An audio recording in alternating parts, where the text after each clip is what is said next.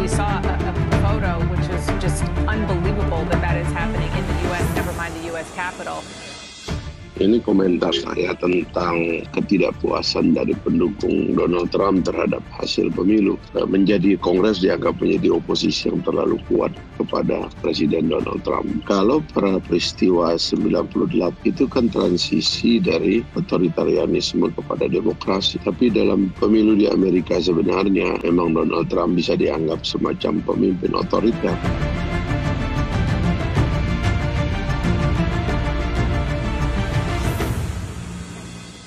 Ini komentar saya tentang situasi di Amerika Serikat yang secara visual itu terjadi persis sama seperti yang terjadi pada bulan Mei 1998. Itu sekitar 21 atau 22 tahun yang lalu. Di Indonesia ketika terjadinya pergantian pemerintahan.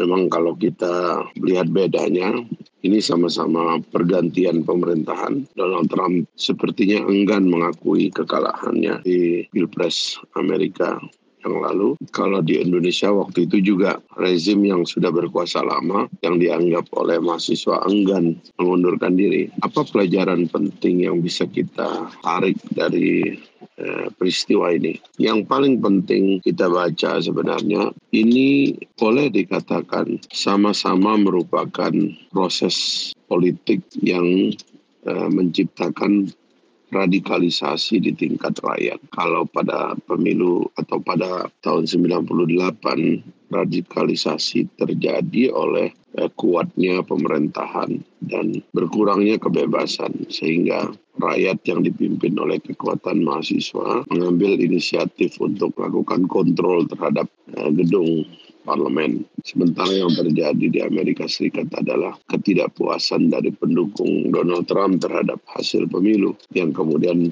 menyebabkan mereka menganggap bahwa Kongres itu adalah penghambat bagi tidak saja proses pemilu yang dianggap curang atau membiarkan pemilu yang dianggap curang, tapi kemudian dianggap oposisi terhadap menjadi Kongres dianggap menjadi oposisi yang terlalu kuat kepada Presiden Donald Trump. Lalu muncullah gerakan ini.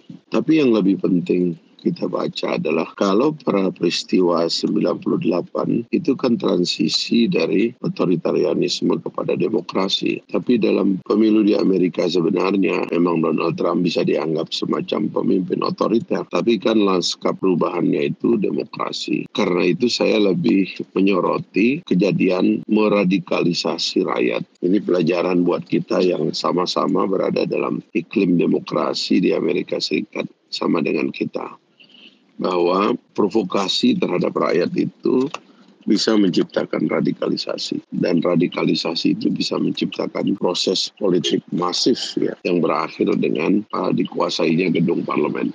Mungkin terkait radikalisasi ini kita mendengar Twitter misalnya menutup akunnya Donald Trump yang dipakai untuk memprovokasi massa. Sekali lagi ini adalah problem provokasi. Pelajarannya adalah sebaiknya elit jangan terjebak meneruskan pembelahan pada masyarakat yang bisa menyebabkan radikalisasi yang menguat. Sebaiknya pemimpin itu menciptakan suasana yang rekonsiliatif sehingga menyebabkan masyarakat mengambil jalan-jalan yang lebih damai.